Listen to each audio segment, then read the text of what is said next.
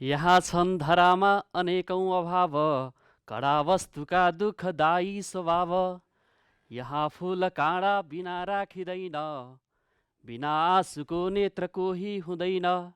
नमस्कार, म कक्षा 9 का विद्यार्थी भाइ बहिनीहरूलाई नेपाली विषय अध्यापन गर्दैछु। विगतका कक्षाहरू जस्तै आजको कक्षा पनि तपाईहरूका लागि फलदायी हुनेछ भन्ने आशा लिएको छु। र यसका साथसाथै यो देवकोटाको कवितांश मैले वाचन गरेँ। त्यस पछाडि मेरो सानो एउटा रचना चाहिँ तपाईहरूलाई सुनाएर म आजको कक्षा प्रारम्भ गर्न चाहन्छु। र नौलो बिहान नौलो दिन आज फेरि आए, तपाईँसँगै केही समय प्रीत लगाउन पाएँ। म पनि त सिकिरहेछु, सिक्दै जाने हो। म पनि त सिकिरहेछु, सिक्दै जाने हो। केही कुरा मैले सिकेँ, केही सिकाएँ, केही कुरा मैले सिकेँ, मैले सिकाएँ।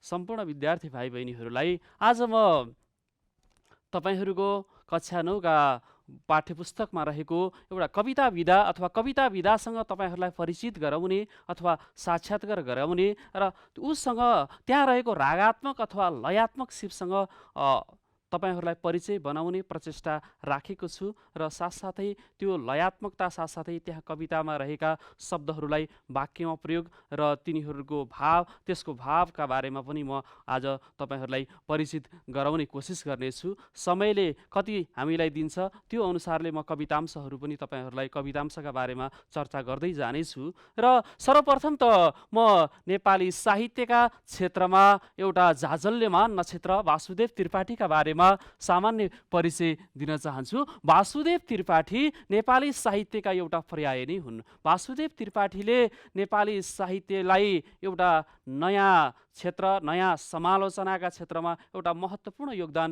पुर्याउनु भएको छ। उहाँका कृतिहरूले नेपाली साहित्य जाजल्यमान छ र सधैँ चम्किरहनेछ।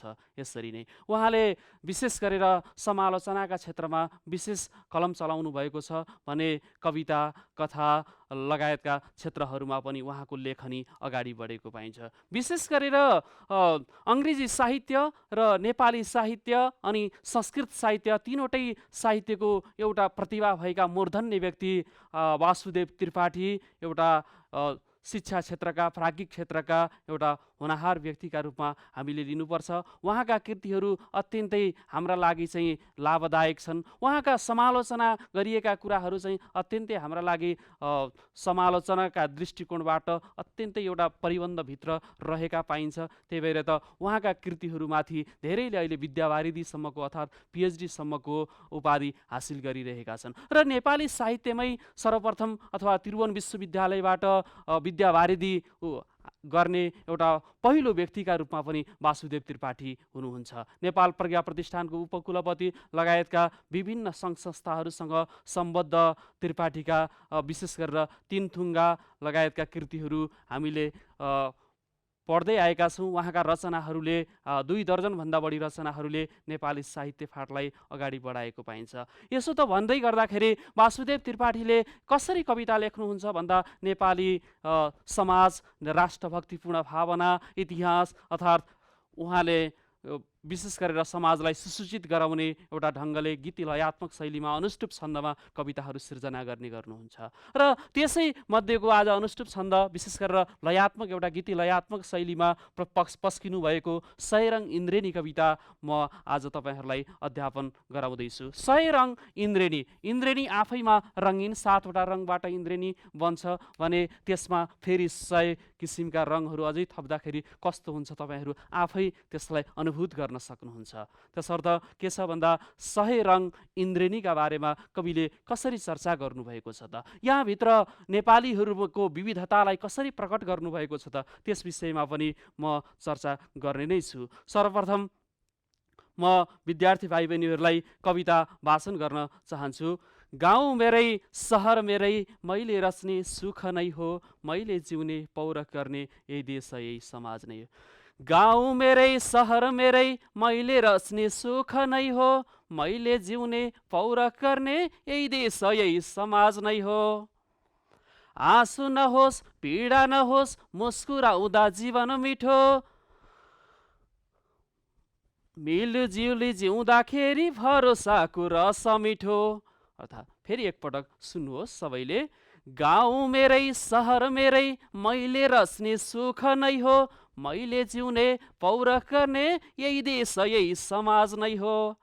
आँसु नहोस् पीडा नहोस् मुस्कुराउँदा जीवन मिठो, मिलिजुली जिउँदाखेरि भरोसाको रस मिठो। कति अर्थपूर्ण छ, कति लयात्मक छ। उहाँको शब्द छान्ने एउटा शैली पनि बेजोड किसिमको देखिन्छ। एक किसिमले संस्कृत व्याकरणको एउटा अध्येता, संस्कृत साहित्यको अध्येता, साथसाथै अङ्ग्रेजी साहित्य र नेपाली साहित्य, यो तीनवटा क्षेत्रको एउटा मूर्धन्य व्यक्ति भएका कारणले गर्दा पनि हुनसक्छ उहाँको शब्द चयन अत्यन्तै ओजपूर्ण देखिन्छ, माथिल्लो स्तरको देखिन्छ र त उहाँले यस किसिमको रचना सृजना गर्नुभएको छ। त्यस्तै अब अर्को कविता अंश हेरौँ। जहाँ फुल्यो सयपत्री हजारी फुल त्यहाँ फुल्यो, मानिसको सिर्जनामा समाज हो कति ठुलो। भारा पर्म ऐचो पैचो आटो पिठो सिस्नो मिठो, जसको घरमा जे पाक्यो त्यो अमृत भन्दा मिठो। यसरी दोस्रो कवितांश। त्यस्तै तेस्रो कवितांश। के हो साइनो बताइदेऊ गौरा सीता भिरकुटीको, सलहेस फुलबारी बुद्ध जनक उपवन्यो। मञ्जुश्रीको यलम्बरको रचनाको रस मिठो, भावनाले भिजेपछि जुनै कुरा पनि मिठो, भावनाले भिजेपछि जुनै कुरा पनि मिठो। र विद्यार्थी भाइ बहिनीहरूलाई म पहिलो कवितांशमा रहेका शब्दहरूको बारेमा म परिचित गराउने नै छु। विशेष गरेर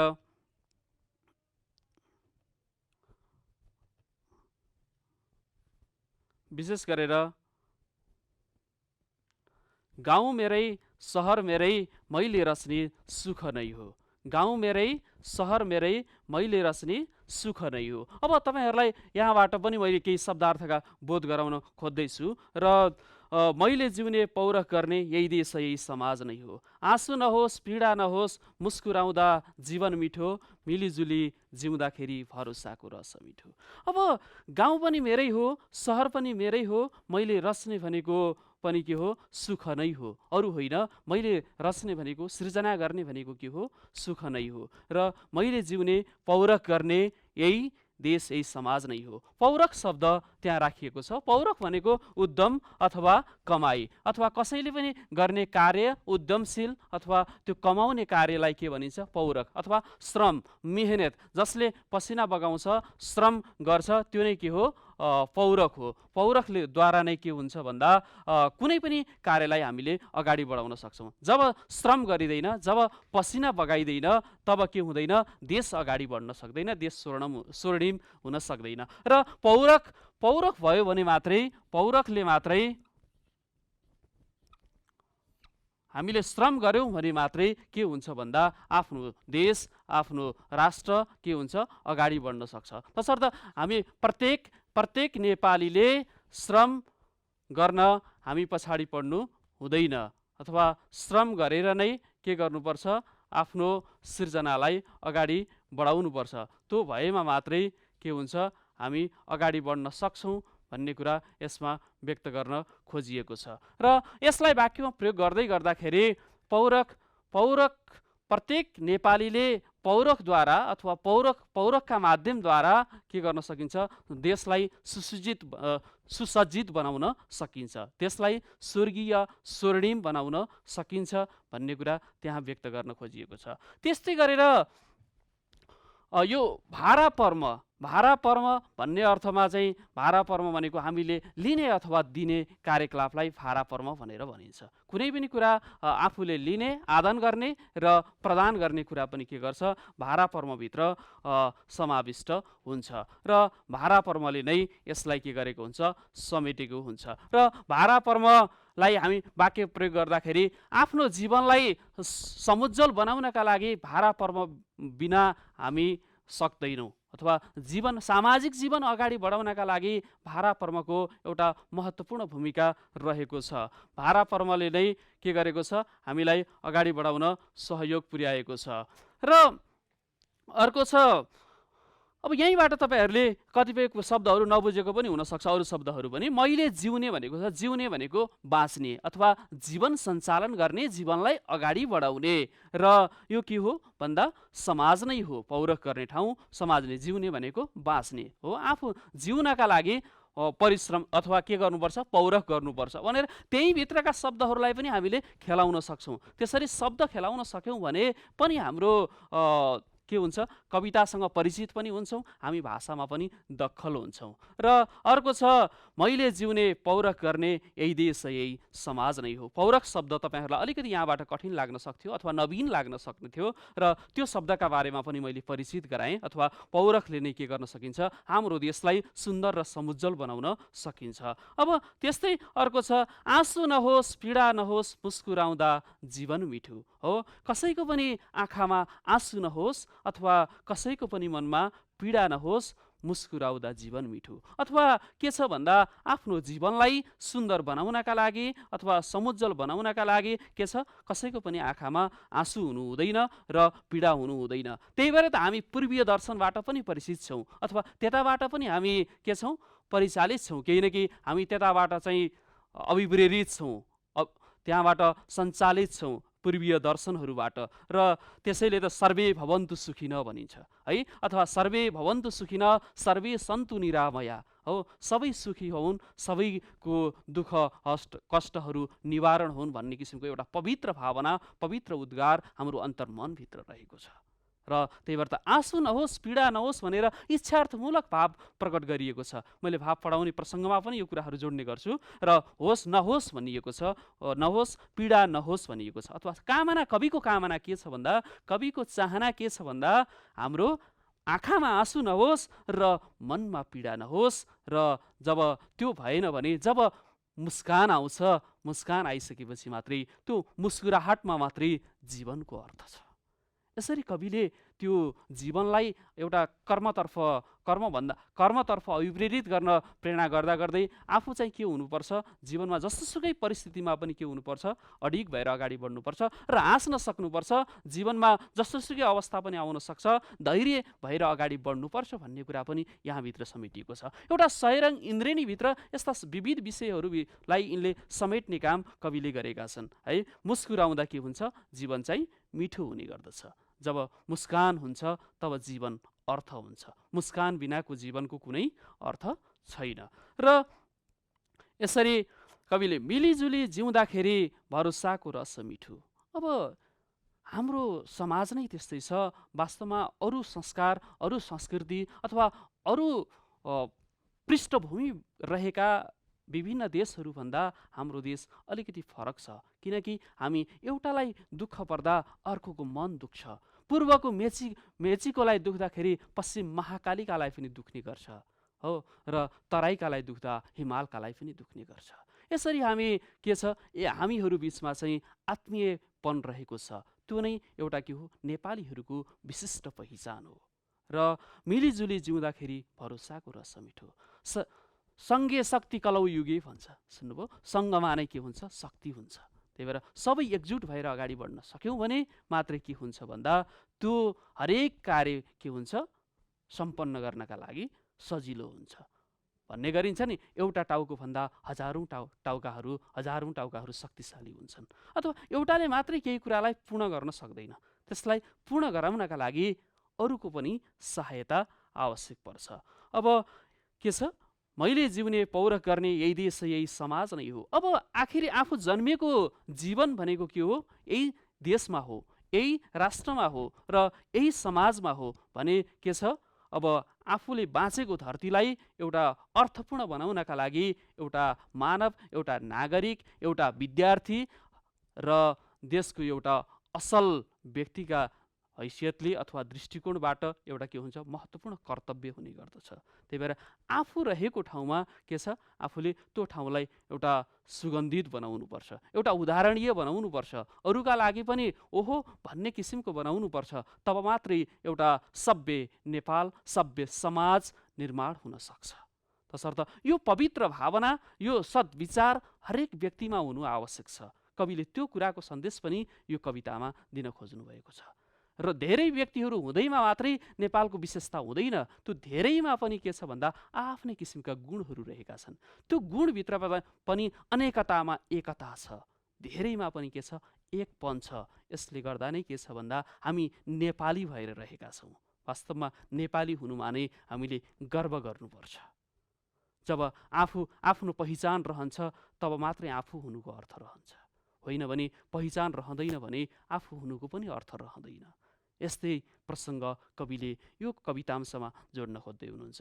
र हामीले जिउँदाको जन्ती मर्दाको मलामी हो, हामीले एकले अर्कालाई सहयोग गर्ने अथवा मिलिजुली चाहिँ अगाडि बढ्नुपर्छ हो। जसलाई पनि के गर्नुपर्छ आफन्तको दृष्टिकोणबाट हेर्नुपर्छ हो। अतिथि देवो भव भने जस्तै हाम्रा यी पवित्र उद्गारहरू छन् हो। पाहुनाहरूलाई कसरी हामीले सत्कार गर्ने र आफन्तहरूलाई कसरी व्यवहार गर्ने, यी किसिमका विभिन्न पूर्वीय दर्शनहरू पनि छन्। ती दर्शनहरूबाट पनि हामी के छौँ परिचालित छौँ र यो दृष्टिकोणलाई पनि कविले यस कविताभित्र राख्नुभएको छ। अब यहीँ हेर्न सक्नुहुन्छ, सुख नै हो समाज नै हो, त्यस्ता नै हो जस्ता शब्दहरूले के गरेको छ भन्दा कवितालाई लयात्मक बनाएको छ हो, मिठासपन ल्याएको छ, गेयात्मक बनाएको छ। अब यो कविता त गाउन पनि सकिन्छ है, गीत सङ्गीत भर्न सकियो भने यो आफैमा गीत पनि हो एक किसिमले। गाउँ मेरै सहर मेरै मैले रच्ने सुख नै हो है। अब यहाँ हेर्नुहोस्, मुस्कुराउँदा जीवन मिठो अनि रस मिठो भनेको छ। रस भनेको त वास्तवमा भन्नुपर्दा तपाईँहरूले 6वटा रस यो गुलियो, पिरो, अमिलो इत्यादि कुराहरू चाहिँ रसका रूपमा लिन सक्नुहुन्छ होला, अथवा झोलिलो पदार्थका रसका रूपमा। तर साहित्यमा रस भनेको अलिकति फरक हुन्छ है। साहित्यको रस भनेको 9वटा रस हुन्छन् है। ती रसहरूमध्ये अथवा त्यहाँबाट प्राप्त भएको आनन्दलाई चाहिँ यहाँ रसका रूपमा लिएको छ हो। एउटा आध्यात्मिक चिन्तनमा रहेको व्यक्तिले प्राप्त गर्ने एउटा रस हुन्छ, त्यस्तै किसिमको यहाँबाट प्राप्त हुने रस, समाजबाट प्राप्त हुने सुख, त्यो सुखको अनुभूति अथवा अनुभव नै के हो, यहाँ रस हो भनेर कविले दृष्टिकोण गरेका छन्। प्राप्त हुने आनन्दलाई रसका रूपमा लिएका छन्। र म दोस्रो कवितांशमा जोड्न चाहेँ। तपाईँहरूलाई संक्षिप्तमा त्यसको चाहिँ मैले अंश तरिकाले चाहिँ अर्थ मैले यहाँ टिपेको थिएँ, त्यसलाई चाहिँ तपाईँहरूले हेर्न सक्नुहुन्छ। चाहे गाउँ होस् चाहे सहर होस्, हामी नेपालीको कल्पना वा सृजना गर्ने सुख हो। जहाँ भए तापनि हामीले आफ्नो देशका नागरिकलाई, हरेक व्यक्तिलाई सुख दिनुपर्छ भन्ने यसको निचोड हो। हरेक नेपालीले श्रम र पसिना बगाउने थलो आफू रहेको समाज हो। के रहेको छ? आफू रहेको समाज हो। पसिना बगाउनुहोस्, चाहे रगत बगाउनु परोस् आफ्नो देशका लागि, आफ्नो भूमिका लागि, त्यो ठाउँ भनेको, त्यो थलो भनेको के हो? आफ्नो समाज हो, आफ्नो देश हो भन्ने कुरा हुनुपर्छ। होइन भने आफ्नो जीवन अर्थपूर्ण हुँदैन, सार्थक हुँदैन। र कुनै पनि व्यक्तिको आँखामा आँसु र मनमा पीडा नहोस्, मुस्कान र खुसीमा जीवनको अर्थ छ है। यही कुरा अघि पनि मैले जोडिसकेँ। यो कुरालाई तपाईँहरूलाई बुदागत रूपमा सजिलो हुन्छ, सरसर्ती तपाईँहरू टिप्न पनि सक्नुहुन्छ है। र मुस्कान र खुसीमा जीवनको अर्थ छ भन्ने सर्वे भवन्तु सुखिनः सर्वे सन्तु निरामयाको भाव सबैमा हुनुपर्छ। के छ? सबैमा चाहिँ के हुनुपर्छ? सुख हुनुपर्छ। सबै चाहिँ के हुनुपर्छ? आरोग्यमय हुनुपर्छ। कसैलाई पनि दुःख कष्ट आउनु हुँदैन। अब सर्वे सन्तु निरामया सर्वे भद्राणि पश्यन्तु मा कश्चित् दुःख भाग भवेत्। दुःख चाहिँ सबै के होस्? निवारण होस् भन्ने किसिमको भावना हुनुपर्छ भन्ने कुरा यहाँ राखेको छ। अब त्यसै एक आपसमा मिलेर हातेमालो गर्दै अगाडि बढाउनुमा जीवनको अर्थ छ है। यसरी एक अर्कामा चाहिँ हातेमालो गरेर अगाडि बढ्दाखेरि के छ? जीवनको चाहिँ अर्थ त्यहाँ देखा पर्छ है। अब जहाँ फुल्यो सयपत्री हजारी फुल त्यहाँ फुल्यो है। जहाँ सयपत्री फुल फुलेको छ, हजारी फुल त्यहाँ फुल्यो। अर्थात् एउटा समुदायका व्यक्ति, एउटा संस्कार र संस्कृतिका व्यक्ति रहेको ठाउँमा अर्को संस्कार र संस्कृतिका व्यक्तिहरू पनि रहेका छन्। हाम्रो यस्तो किसिमको एकतामा अनेकता छ, अनेकतामा एकता छ। यो विशिष्टता नेपाली समाजभित्र अन्तर्निहित छ र जसले त हामी अगाडि बढेका छौँ, जसले त हामी शिर उच्चो पारेका छौँ, जसले त हामी छाती फुलाएर गर्व गर्न सकेका छौँ। र मानिसको सिर्जनामा समाज हो कति ठुलो। मानिसले रचना गरेका अनेक विषयवस्तुहरूमध्ये समाज नै के हो? सबैभन्दा ठुलो कुरा हो, विशिष्ट कुरा हो है। अब ऐचो पैचो भन्ने कुरा आयो। भाडा फर्म ऐचो पैचो आटो पिठो सिस्नो मिठो है। अब ऐचो पैचो इत्यादि कुराहरू लेनदेनसँग सम्बन्धित कुराहरू हो है। त्यो चाहिँ के छ? अरूसँग अप्ठ्यारो परेको बेलामा कसैसँग लिने प्रसङ्ग चाहिँ यहाँ रहेको छ। जसको घरमा जे पाक्यो त्यो अमृतभन्दा मिठो। हामी के छौँ, जसको घरमा जे पाक्छ त्यो चाहिँ के लाग्छ, हामीलाई अत्यन्तै मिठो लाग्छ, त्यसलाई मिठो मानेर हामीले लिने गर्छौँ अथवा मनभित्र सजाउने गर्छौँ, जसले गर्दा नै के छ भन्दा त्यो हाम्रो नेपालीपन त्यसमा झल्किन्छ है। अब कसैकोमा भारापरमा गर्ने, हामी खेती किसान गर्ने, हामी कृषक बहुसङ्ख्यक नेपालीहरू रहेका छौँ र एउटाको घरमा काम सकिसकेपछि अर्काको घरमा गएर काम गर्ने प्रचलन हाम्रो पुस्तौँदेखि चल्दै आएको हो। यो हाम्रो पुरानो वंशज परम्परादेखि नै यो आइरहेको छ। यसले नै के गरेको छ, जस्तोसुकै कुरालाई पनि हामीले मिठो मानेर खान्छौँ हो। सिस्नो चाहे जुनसुकै कुरा होस्, जुनसुकै परिकार होस्, हामी त्यसलाई सहज रूपमा स्वीकार गर्छौँ। त्यो पनि हाम्रो के हो, एउटा विशेषता हो। जसको घरमा जे पाक्यो त्यो अमृतभन्दा मिठो। अब 5वटा विषयवस्तु अमृत हुन्छन्, दुध, दही, घिउ, मह, चिनी इत्यादि। त्यो पञ्च अमृतभन्दा पनि मिठो लाग्छ हामीलाई। अब के, जसको घरमा जे पाकेको छ, चाहे मकै पाकोस्, मकै भुटेको होस्, चाहे भटमास नै किन नहोस्, चाहे जुनसुकै परिकार नै किन नहोस्, त्यो छ भने हामी मागेर खै हजुर भनेर हामी यसरी मागेर खाने बानी पनि हामीमा रहेको छ। त्यसले पनि हामीभित्र आत्मीयतापन छ है। चाहे हामी जहाँ रहे तापनि हामी एउटा परिवार हो है भन्ने कुरालाई यसले दृष्टिगत गर्न खोजेको छ। तपाईहरूलाई यसले केही सहज बनाउँछ होला, अर्थात् के छ, हामी एक आपसमा मिलेर बसेका सिङ्गो एउटा परिवार हौँ, नेपाली भूमिका एउटा परिवार हौँ भन्ने कुरालाई सङ्केत गरेको छ। र अब अर्को प्रसङ्ग,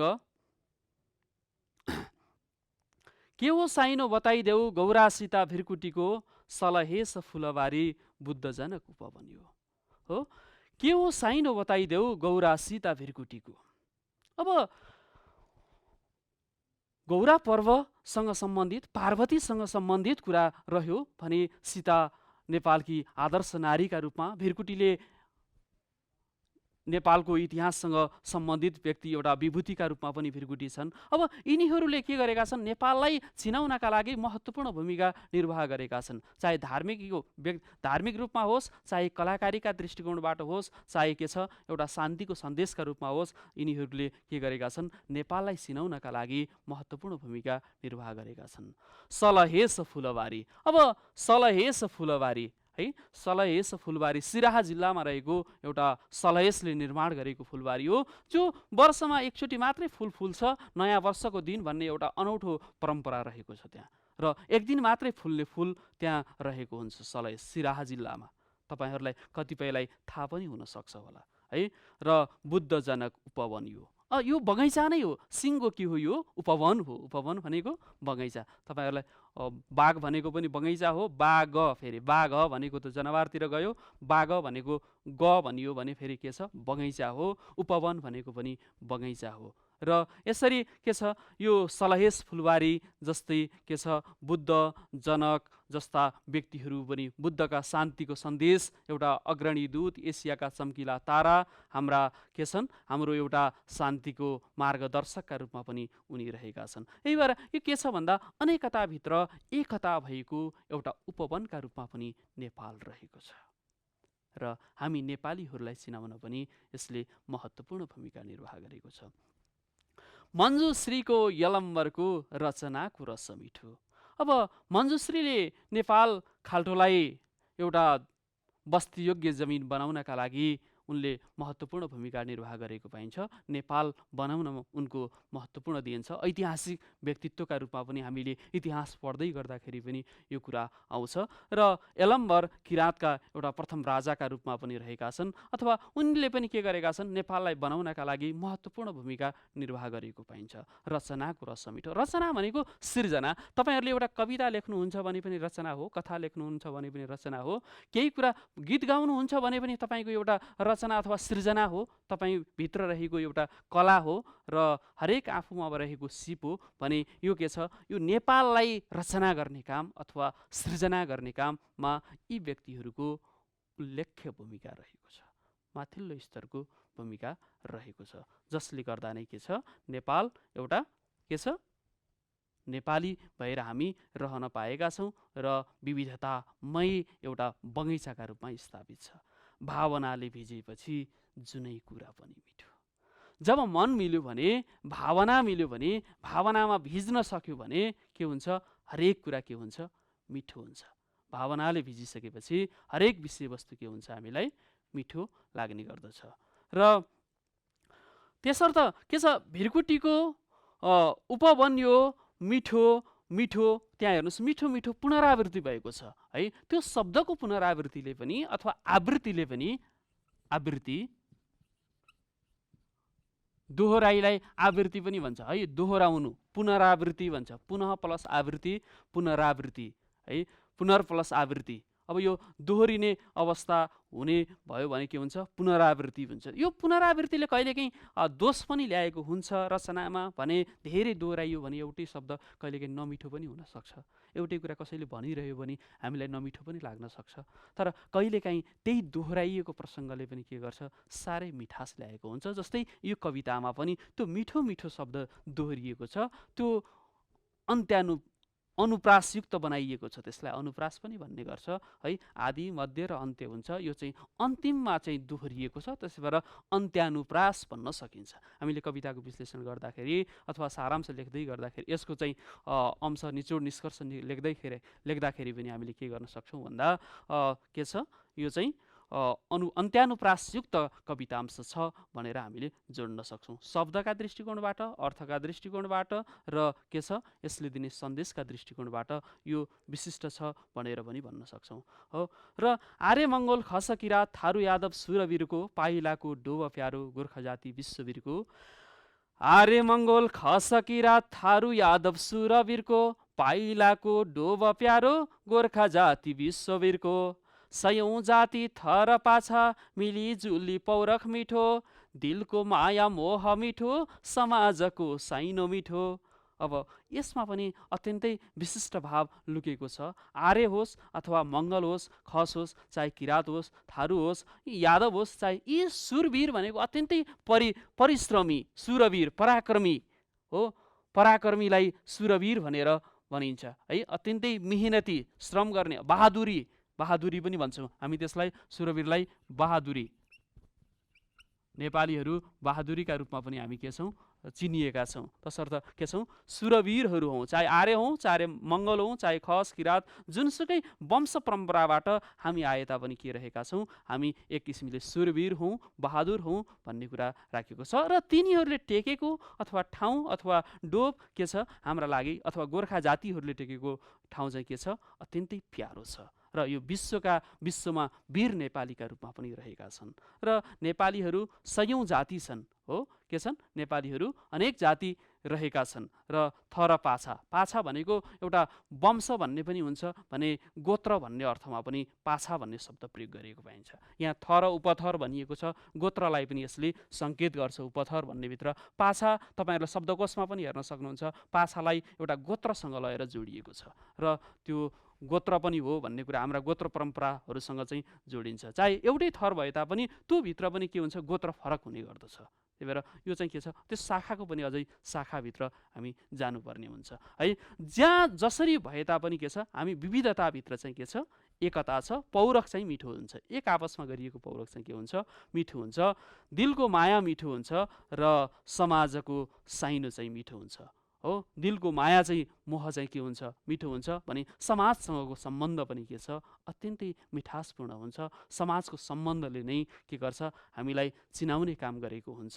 र यसरी कविले यी चारवटा कवितांशमा सरसर्ती हेर्दै गर्दाखेरि समाज एउटा महत्त्वपूर्ण कुरा हो। हामी अनेकतामा एकता हुनुपर्छ र एकताभित्र नै के छ, एउटा बल छ। एकता भयो भने अघि मैले भने सँगै शक्ति कलयुगे भने जस्तै कलियुगमा सँगमा नै शक्ति हुन्छ अथवा समूहमा नै शक्ति हुन्छ र सबै एक आपसमा अगाडि बढ्नुपर्छ र गोर्खा जाति विश्ववीरका रूपमा चाहिँ हामी चिनिएका छौँ भन्ने कुरालाई, आशयलाई यो चारवटा कवितांशले भनेको छ। र आजका लागि म विद्यार्थी भाइ बहिनीहरूबाट सैरङ इन्द्रेणीको यो चारवटा कवितांशमा केही परिचित गराउने प्रचेष्टा गरेँ र तपाईँहरूले यो कक्षाबाट केही न केही फल प्राप्त गर्नुभयो भन्ने आशा पनि राखेँ। यति भन्दै म आजको कक्षाबाट ओजेल पर्न चाहन्छु। नमस्कार।